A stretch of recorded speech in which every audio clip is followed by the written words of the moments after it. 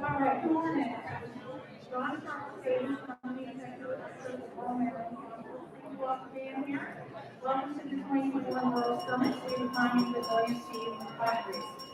So I'm here just to give a brief, I want to thank our sponsors. So I'm going to read through these. The Department of Housing and Community Development for All Seasons, the Key Campus Foundation for the Environment, the State Office of Rural Health, Mid-Atlantic Farm Credit, Market Co., Tri-County Council for the Lower Shore of Maryland, Lower Eastern Shore of Maryland, Eastern Shore Entrepreneurship Center, the Upper Shore Regional Council, Grow and Fortify, Southern Maryland Agricultural Development Commission, Maryland Hunting Landscape and Greenhouse Association, EDCO, Top Tank Electric Cooperative, Tri-County Council for Southern Maryland, Tri-County Council for Western Maryland, Metro Association, Mitchell Regional Council, Fairfield County Economic Development, Western Maryland Resource Conservation and Development Council, Maryland Forestry Foundation, Maryland Forest Association, Angels Lake East, APEC West, University of Maryland Extension, Terry Food Center for Agroecology, Eastern Shore Regional GIS Cooperative, the Cecil County Economic Development, Maryland Department of Labor, and Genesis Maryland Department of Agriculture. Please give a round of applause for our sponsors. Thank you all for your support. And please visit the sponsor booths that are up around the conference while you're here. I also want to thank our planning committee members that were a part of putting this event together. And those individuals were Donna Source, Mike Tilkey, Andrew Rose, Steve McHenry, Susan O'Neill, Janice Palmer, Claudia Randall Wilson, Susan Harrison, Dan Rogers, Kelly Rudet, Mark Whitmire, Mindy Burgoyne, Andy Nunn, Leslie Carr, Kelly Louise, Tony Becker, Sarah Sykes, Cassandra Van Hoover, Josh Warner. Thank you all for A video or a photo? It doesn't matter, you know, I know that you'll be speaking. You'll be spinning with that paper right there. Sure. Code for the Wi-Fi is in the program. You hit promo, enter the code, and it should give you Wi-Fi. Tickets are included in your name tag. The colored one is food, green for veggies, pink for salmon, and blue for chicken. And then there's a ticket, a red ticket that is a door prize. We'll be doing raffling and drawing throughout the event, so be on the lookout there. And so with that, I'm going to welcome our RMC Chair, Don Hartline, who's the Executive Director of the Tri-County Council of Southern Maryland.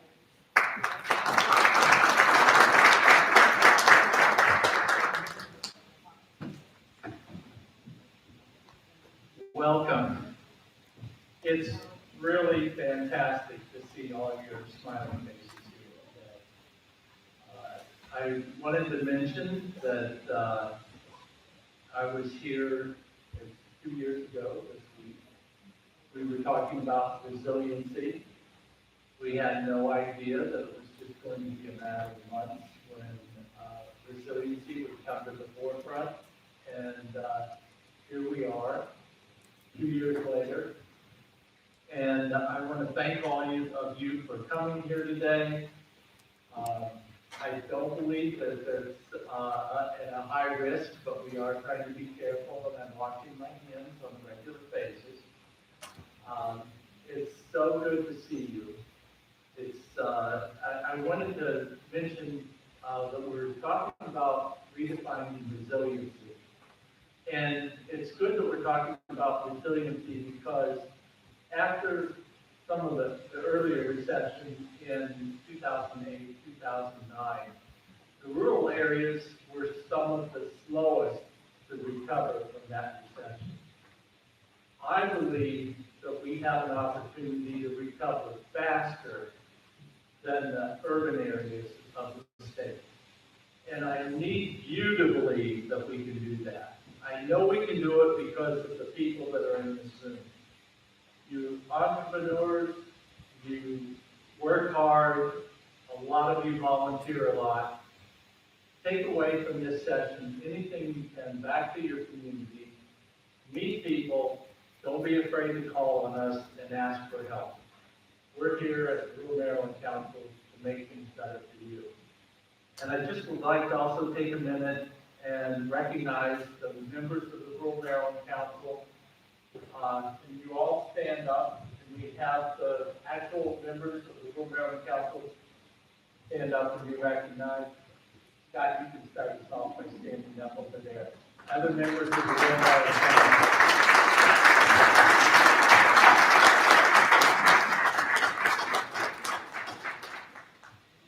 These people are working hard for you every day. We haven't seen each other as much in person as we'd like. I would say one thing that about Zoom is you get to know people a lot more intimately through Zoom. You get to see things like, are they cat people or dog people? And I think that all of us have heard on occasion, your mic, you're muted. I want you to come away also knowing that the whole idea of Zoom and Teams and GoToMeeting has really brought the rural community together. So don't hesitate to join our meetings, don't hesitate to volunteer. We're here to serve you and serve all of the rural areas and the whole community. We want to recover more quickly than the rest of the state. We want to be leaders in the recovery of the state of Maryland from the pandemic.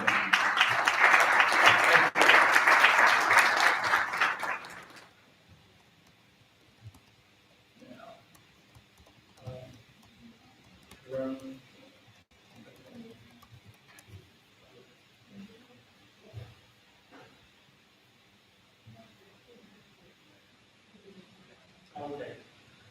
First, we have a video from Dave Crone. This is from the 6th Congressional District of the state of Maryland. I looked that up. And Western Maryland and all the way down to the northern part of Montgomery County.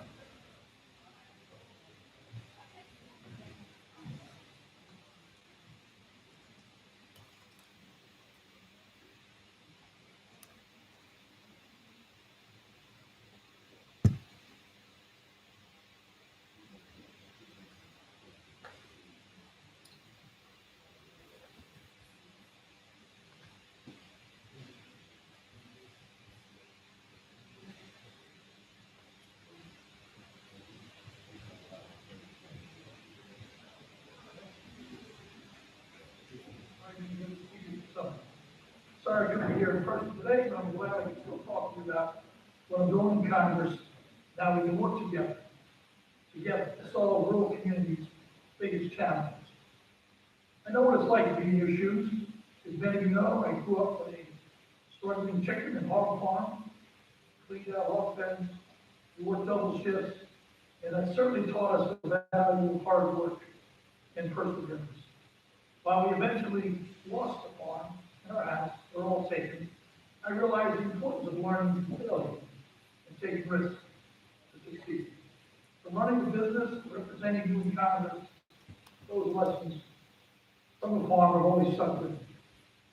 When I decided to run for Congress, one of my key goals was to end the opioid epidemic in this country. For me, it wasn't enough just to be an advocate for folks with mental health and substance use disorders. I wanted to pass policies that would change people's lives for the better. Why? Because the issue is personal. I'm sure for many of you who are listening right now, it's personal. In 2016, my nephew, Ian Drummond, died alone in a hotel room from a fentanyl overdose.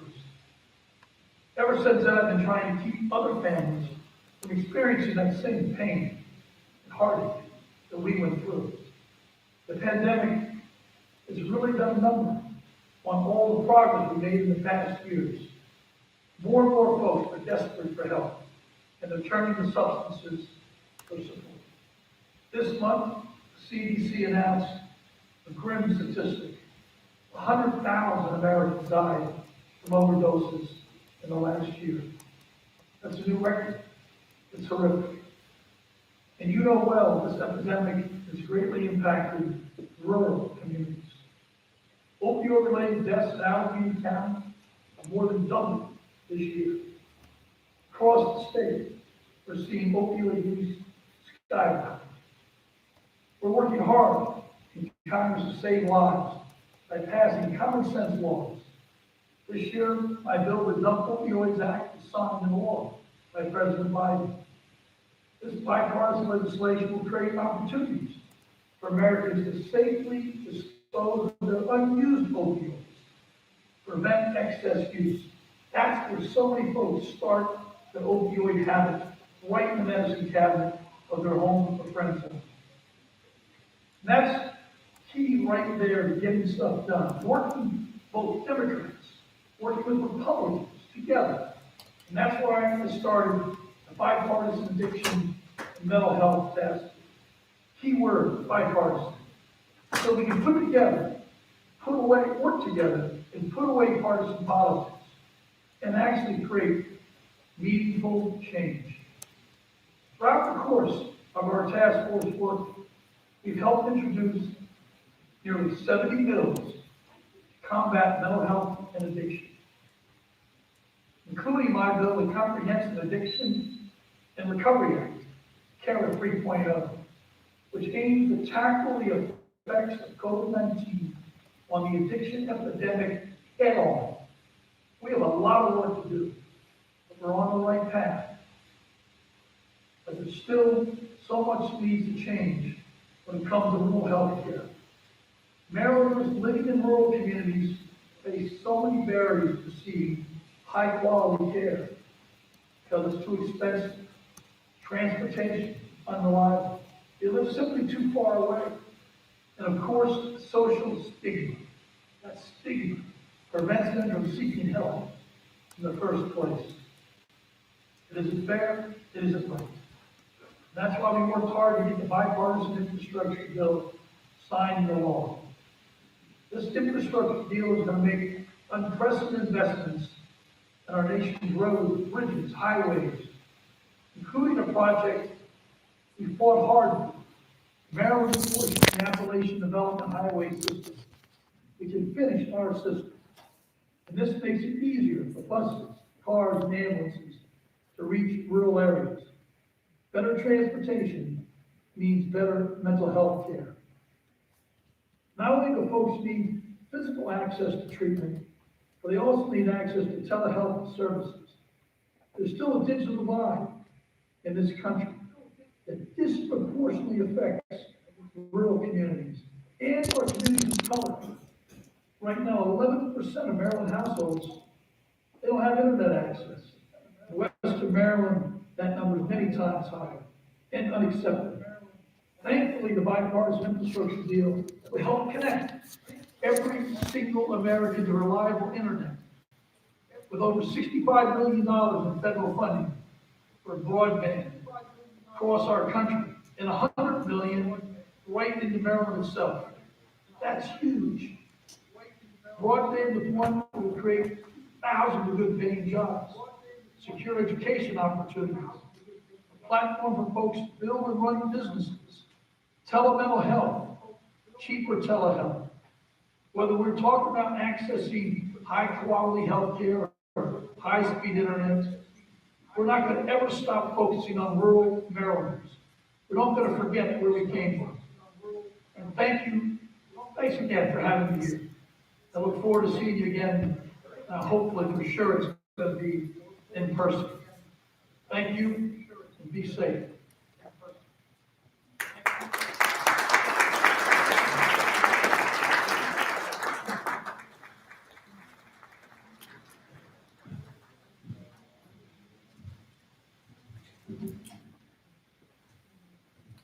Now I'd like to turn the meeting over to Special Secretary Wendy Peters.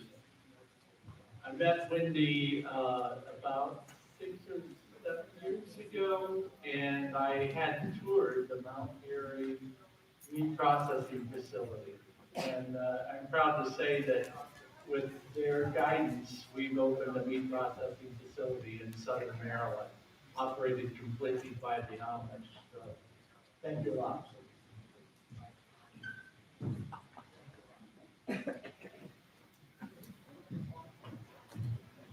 Morning, everyone. I think it's so nice to see everybody in person. Really, really nice. I do, John is correct, I do serve as the Special Secretary for Smart Growth, but I also am really blessed and honored to serve as the Governor's alternate for the Appalachian Regional Commission and work with many of you out in Western Maryland, and appreciate that opportunity. I'm pleased to be here to support Rural Maryland Council and clearly all of the work that they do around the state. I know that we're grateful for their partnerships, their work supporting our rural communities, and their great stewardship of the environment. So thank you, Rural Maryland, we appreciate all you do. Speaking of strong partners, I'm also pleased to introduce our next guest, who's really going to share a lot of important information about population trends in our rural communities. He's been in leadership in the Department of Planning since the beginning of the Hogan administration and has served as secretary since 2018. He led the Maryland census efforts, and you can't say that without recognizing the great work that Secretary McCord and his team have done. Maryland came in ninth in response rate across the country. That is very admirable, and that's great work. Thank you, Secretary McCord. So, ladies and gentlemen, please welcome my friend and my colleague, Secretary from the Department of Planning, Rob McCord.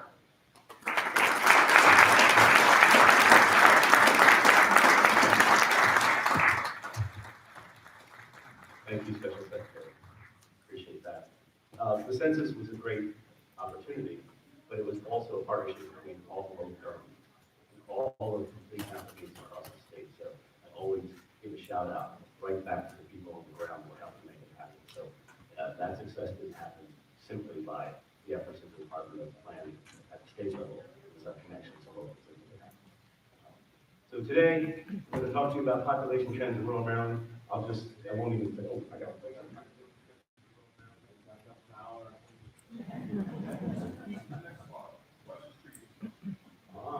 Got it. All right, let's see if I can get this right. Look at this. Got it. I'm running through a whole bunch of slides. Just buckle up, we'll get this done. And I'll let you know that everything I show you today is available on the state data center website. So you can find everything I'm telling you. You can find all the charts, all the graphs, and all the backup information on the data center's website. And that'll be at the back of this presentation. So we have census demographics, housing, census and farm info, employment data, income and poverty characteristics. You all know how the rural counties are defined. There's 15 of them here in Maryland. And there's the districts.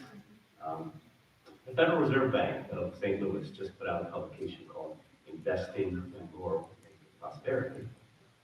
They note that nationally, 45 million people, 14% of the U.S. population lives in rural areas. In Maryland, that's about 28.9% live in rural counties. So a little bit better than the national average here in Maryland. Here's the census and demographic. Now, the orange is the new, okay? And the green is 2010. So 2020 is orange and 2010 is green. So I have this for you in all of the counties that are part of the Rural Maryland Council, and I have it in all the districts. So the vertical charts are the districts, and the horizontal charts are the counties themselves. So this is the percentage change. You're going to see the tables, the percentage change, and you're going to see the change from 2010 to 2020, and then the percent change. Everything I'm going to give you is going to have that. So you'll have all of that information, everything by district, everything by your county, if you're interested. And that change in population will show that you've got 4 counties that have a little dip in population. Most of the counties have an increase in population. With details of all of that available on the state data website, you can find out how many people of which nationality. You can find out how many by age, all of the state data on the website. So there's your population, the change you can see. When you see the change, you can only see the ones that have dipped a bit, right at the bottom.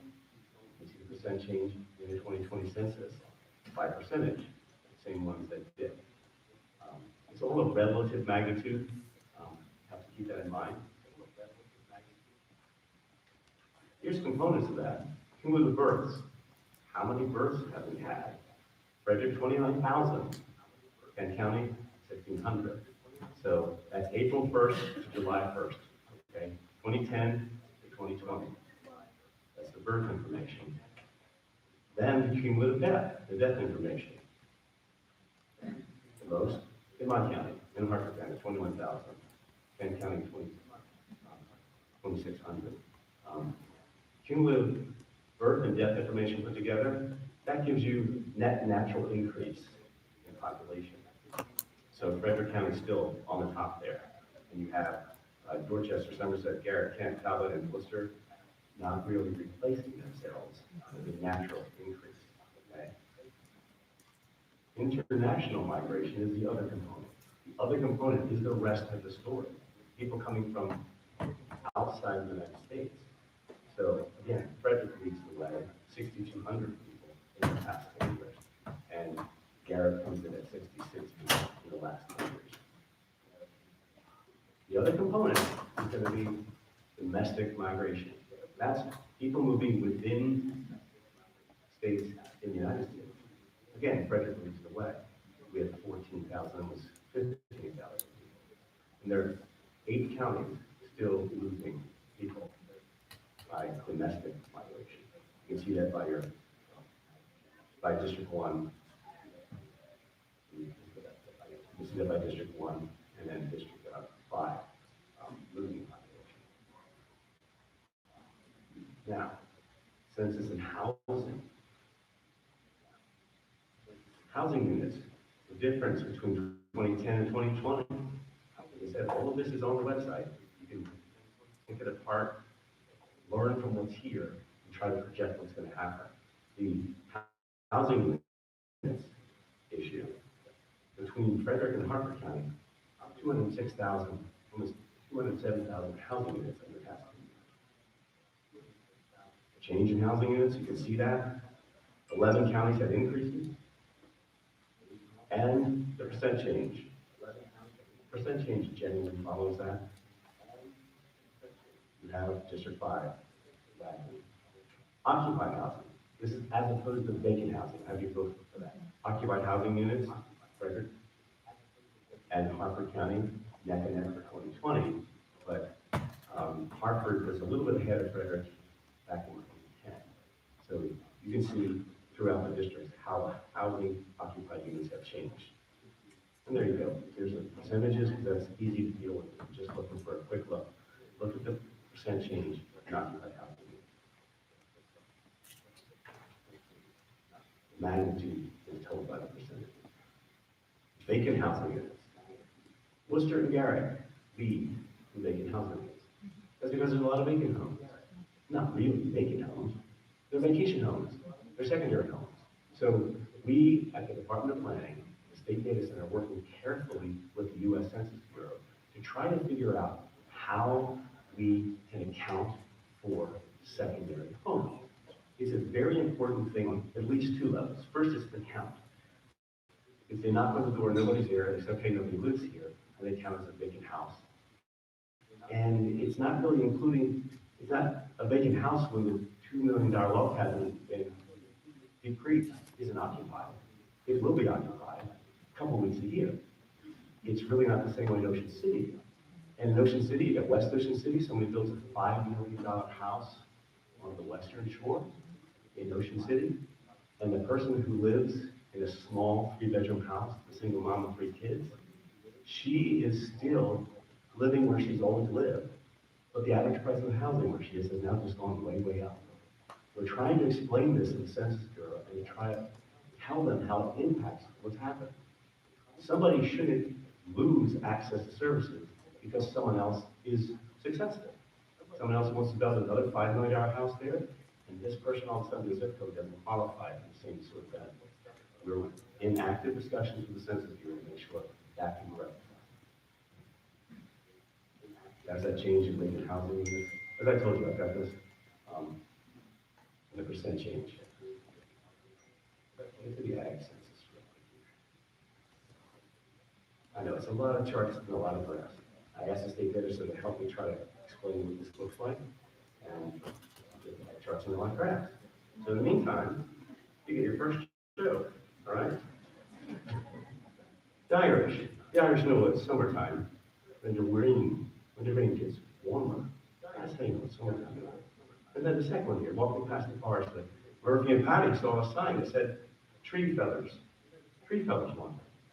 Murphy said, if only Daddy was here, we could get the job. Perfect. Ag census. You don't have to be funny, I just have to break up my thing. The agricultural census. Every farm. The number of farms, we know that the numbers are not the whole story. And pay attention here, because this is 2002 to 2017. Everything that the Census Bureau does for the decennial, that's one type of census. The census here is different set of years. So this is outdated from 2017. I point that out to you because people try to use this as the 2020 number. It's not the 2020 number. The Bureau of Economic Adjustment, they don't keep this Records Act. So this record needs to be updated. And again, you've got Frederick and Carroll at the top of this chart, where you can see the changes for the counties below, decreasing in 6 counties, change in the number of farms. As of 2017, it was down by 227 in those counties at the bottom. But that's 2017. We know things have happened since then. You know things have happened since then. We know what's happened since then. We just want to point you to the limitations of the data. Always ask my people to remind me, what's the limitations of the data? Limitations of the data are what is the percent change in number of farms. Acres of agricultural land, going from farms to acres here, not just the number of farms to the number of acres. Again, Frederick, and then Queen Anne's in second place here. Not Carroll. The change in agricultural land. Then you get the 12 counties that are losing agricultural land, starting with Carroll, Cecil, Allegheny, Calvert, Washington, St. Mary's, Hartford, Frederick, Charles, Garrett, Talbot, Worcester. So percent change in acres of agricultural land, there's a percentage change. That'll tell you how much land is being lost. So those big orange bars below the line, they're 2017 numbers, not 2020 numbers. Here's another piece of that picture. The average age of principal farm operators, right? Kent County, 59.8 years. Talbot County, 59.5 years. In all but 3 counties, everyone's getting older, becoming farms. Not a big surprise, but that's 2017 numbers, remember. If anybody goes to the website, anybody who looks at this and finds a Census Bureau's website, always remind you, look at the year. The last data collected was 2017. Net income in dollars per operation. Somerset, $341,000 leads there. Eastern Shore basically leads the way in the net income in dollars per operation. All this available on the website. You're certainly welcome to it. I don't want to read stuff to you. Here's some employment data and jobs. All right? Go to employment.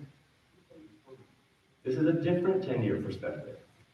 2009 to 2019, a little more current. The Bureau of Economic Adjustment data uses full-time and part-time jobs for this, okay? 2019 latest year we have information. Again, Frederick and Hartford at the top, but again, those lines all change a little bit by the time you get down to Somerset. You get down to Somerset, and those lines are different. The change in total employment, and then percent change in total employment. You got Kent and Allegheny at 2.2%, Allegheny at 4.7% in Kent, right? Farm proprietors. These are people that operate the farm as a sole proprietor. Doesn't include the corporate structure. So it's not the whole picture. Again, the limitations of the data. Farm proprietors. Frederick and Carroll, Washington, changing farm proprietors. Same thing. We've got Calvert, Charles, Hartford, Somerset, and Cecil, the largest changes. 120 proprietors were lost, but they could have become part of corporations. You would know that better than me.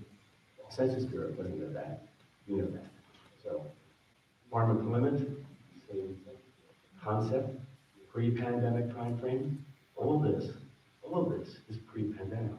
All of these numbers that the Bureau of Economic Adjustment has are pre-pandemic numbers. Look at the change, farm employment, and then the change in farm employment. Cecil, 336 jobs more. Percent change in farm employment. There you go. Percent change in farm employment. Cecil County, 37% change. But it depends on how many you start with. So you've got to keep an eye out for the percentages. What did you start with? Go back to the previous chart. Manufacturing employment. Manufacturing employment, I leave you this information because you got Washington and Frederick leading the way in manufacturing employment, but I caution you, less than industries, then the information is not shown. So you'll have a little D where it's not disclosed, meaning They don't have enough information with more than one proprietor, one business. Therefore, they don't want to identify by just listing the one. So when they have less than 3 industries, they're not showing. Could be only one employer or something else. That change in manufacturing, Charles, Carroll, Talbot, by Comico, at the bottom of that list, change in manufacturing. That's something we have to keep an eye on. See what's happening now as opposed to what happened just before the pandemic. When we talk about getting back past the pandemic, we gotta actually get back to a place that's way better than we were in the pandemic. All right? Educational services. Educational services, employment, teachers, colleges, administrators. Again, Hartford and Carroll doing okay. But change in educational. You got Allegheny and Cecil. You have bottom there, but you don't have some reported. Remember, you don't have some reported. If you're looking for stuff for your own county, you don't have it reported. You can contact the state data center if we have any information in any other place. We happen to give you the information that we have. Right? There's the education services, employment, change, percent change, healthcare and social assistance employment. There you go. County's not shown to avoid disclosure of information. Somerset, Frederick, Garrett, Dorchester, and Caroline. So healthcare and social assistance, change, the percent change. Income and poverty. These are the last numbers that I have for you.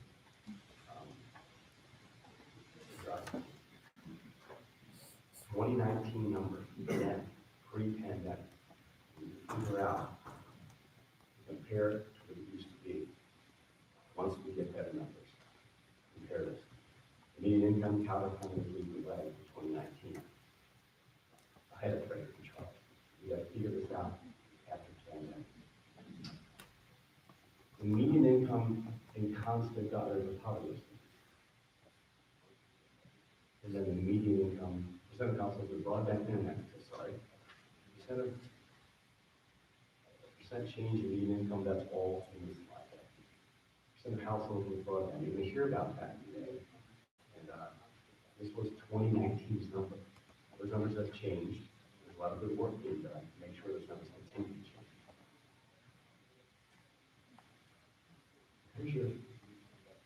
Here's your question.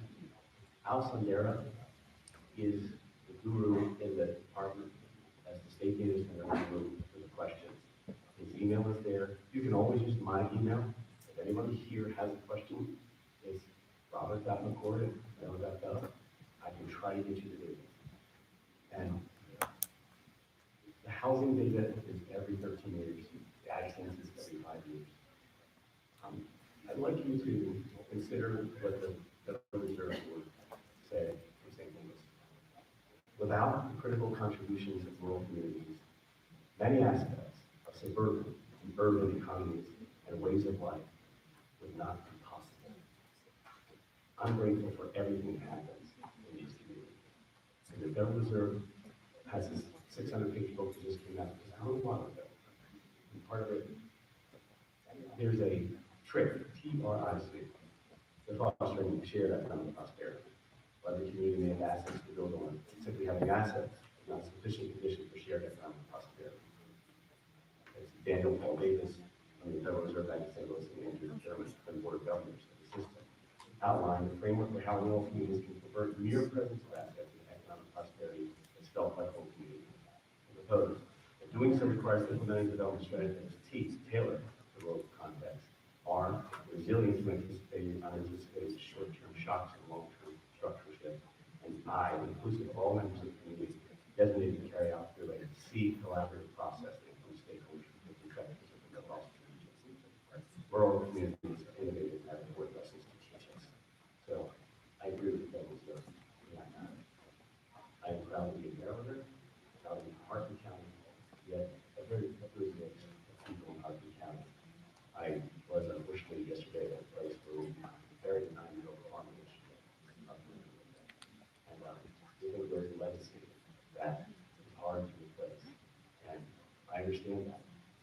I want to make sure that the state data center, the Department of Planning are put at your disposal to help you with information.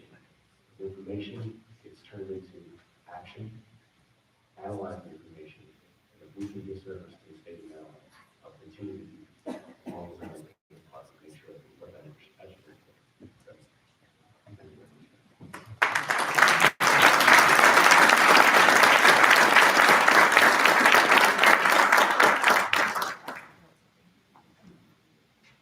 Tell the nuns I messed my home.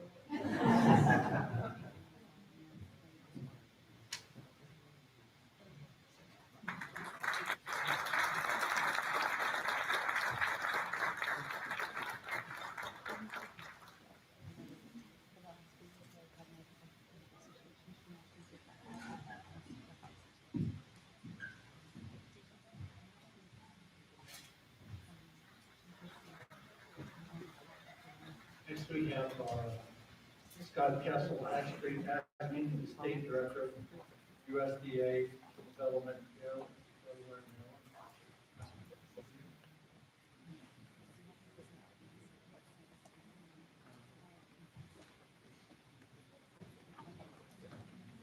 Good morning, everybody. It's my pleasure to be here. I'm very excited to see everybody, everybody's faces.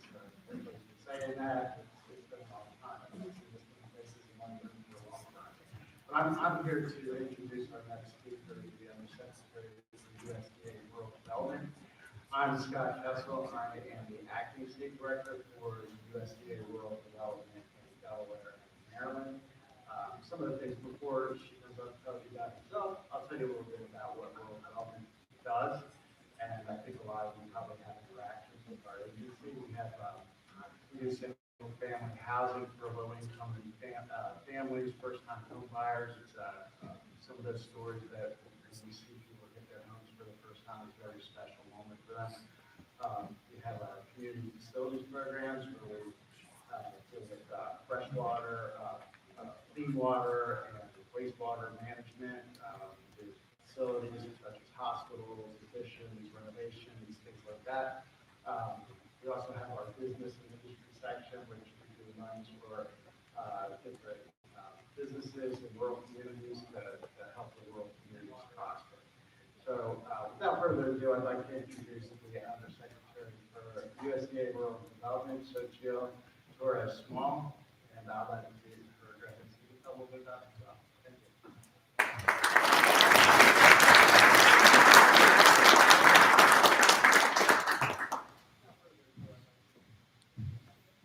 It really is great to be around each other again. And I know, I think, hopefully, by the end of the day, we won't be as tired of hearing that as we are of hearing, you're muted. But we'll enjoy it when we can. Okay, that'll probably be the only joke. I don't have jokes, I don't have slides, and I'm the last thing between you and lunch. So I've got the deck stacked against me, but I was just talking with Scott earlier today, and he was telling me about your fund and the work that you're doing to distribute funds all across rural Maryland and to invest in people across the country, or across rural Maryland. So you have money and people are paying attention. Rural development is in a similar place, and we are in a great place to partner together. So with that, thank you so much for having me here with you today. The Rural Maryland Council has been an incredible partner for USDA's rural development, and I'm personally looking forward to getting to know you and getting to work with you. I'm also especially delighted to be here in person with you. We've learned the hard way that human connection is vital to the work that we do, for all of us and for what sustains us. It strikes me that that same human connection is part of what defines and distinguishes rural development. It's a key ingredient for rural development's work. We are an organization of connectors. Our team lives and works in the communities we serve. That sets us apart from other government agencies. Rural development works directly with the people who have a vision for what they want their community to be. It's our job to help turn that vision into a reality. It's often said that rural development can build a town from the ground up. But rural development's secret power is so much more than money out the door or even infrastructure on the ground. It's that element of collaboration. It transforms the hopes and dreams of people across rural America into real opportunity in their lives. And as you know so well, rural America is a bedrock here in Maryland and for all of our nation, providing our country's food and energy resources. That's why rural America holds a special claim to USDA's mission. When rural America succeeds, all of America succeeds. We're all here for the same reason. I love your theme for this year's summit, redefining resilience and recovery. In a few words, it tells the story of this past year and a half, and it gives us the power to write a rousing ending.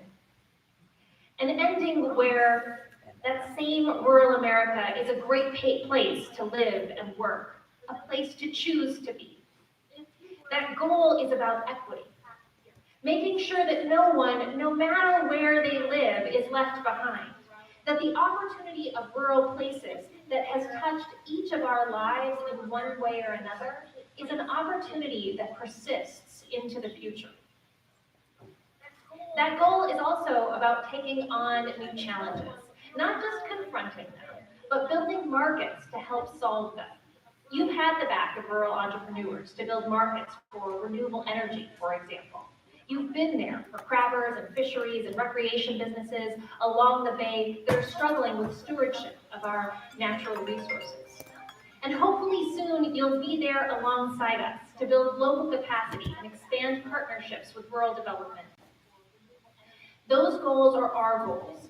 Together, along with President Biden, Vice President Harris, and Secretary Bill Sack, we'll make sure rural America isn't left behind as we advance equity, take on climate change, and build back better across our country.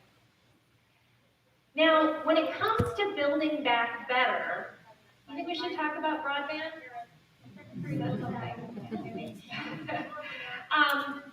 I am just so excited to be here in Maryland and looking at those charts, that crucial data about where you are when it comes to connecting people. And you're doing some great things. You've been piloting the last mile outreach that the rest of the country is trying to pick up on. And I'm excited to get to work with you to build that last mile. When I think about broadband, I know how important that last house is. If you're in local government, you hear from the person in that last house all the time. Oh, my neighbor has internet, why don't I? I'm still stuck on satellite. Please note that this administration is ready to deliver equity by daring to go where no one has gone before to serve people across rural America. That means no one gets stuck in the slow lane. The new infrastructure law has $1.96 billion for reconnect. So let's roll up our sleeves and start working together. You know how important it is that these new resources go where they are needed most. And we need your help to make absolutely sure that that happens. No child should feel like they're worth less because they have to do their homework from a parking lot. And how many of you have seen that happen? Broadband is about opportunity. It's also about health. It's also about safety. It's about more. It's about the ability to get help during an emergency, all the way to the ability to sell Maryland crabs online. With fast lanes for everyone, small towns and main streets can reach new markets, and the possibilities are endless. I'm also excited to talk more about the possibilities in President Biden's Build Back Better plan. The Build Back Better Rural Partnership Program, for example, will provide catalytic investments and much-needed technical assistance to rural communities and rural serving organizations that are too often unable to access and leverage the federal resources they need to create opportunity and compete in a globalized world. Do any of you work in communities where maybe they have a volunteer mayor who uses their cell phone and maybe has an assistant? You ever try to talk to communities that don't have their own grant writer? How about we invest in those communities?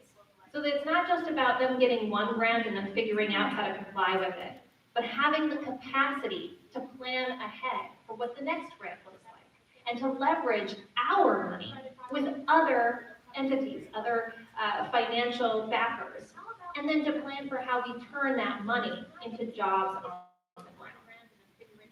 That's the kind of support we're looking at with the Rural Partnership Program. This support is crucial for communities as they face the environmental and economic challenges that come with climate change and facing new opportunities in the future. I also want to talk about community resilience, which can only be achieved when opportunity is backed up by the ability to respond to disasters when they happen. There's a key example of that right here in Maryland.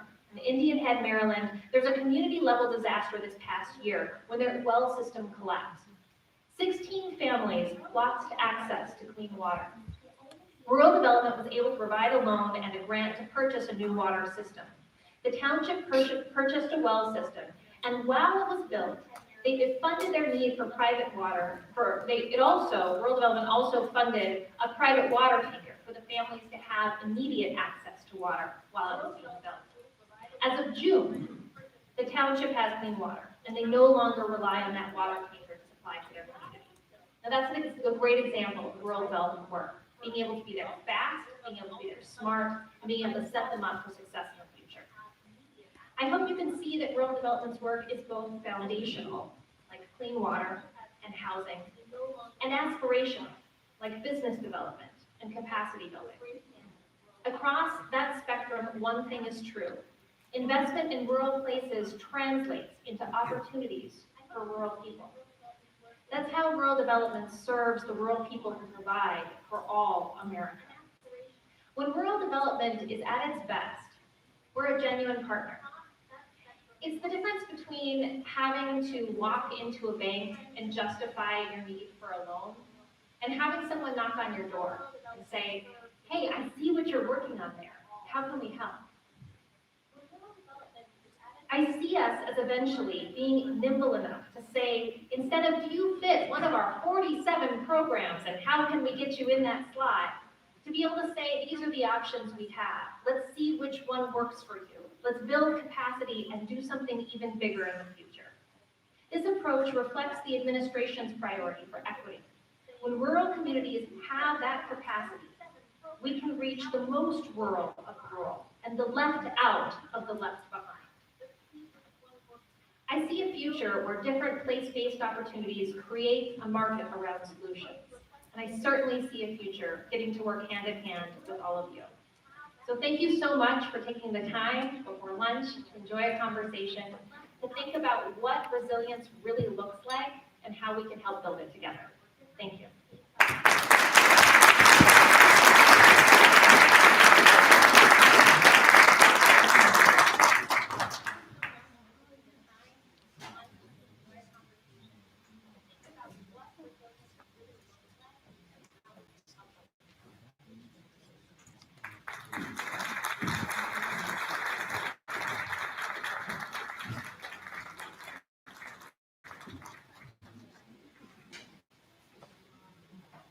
And I see my schedule, time for a networking lunch. So, let's take a break now, and, we'll, break for lunch and, networking. And this is really the opportunity for you to meet new people in person. And I really want you to take advantage of that. I happen to be up here, but if you want to talk to me, just come on over. I'm happy to meet anybody that's here. And all of the Rural Maryland Council Executive Directors are here with me today. They're working on grant problems every single day, so if you want some guidance, come on up and talk. So let's break for lunch right now. Thank you.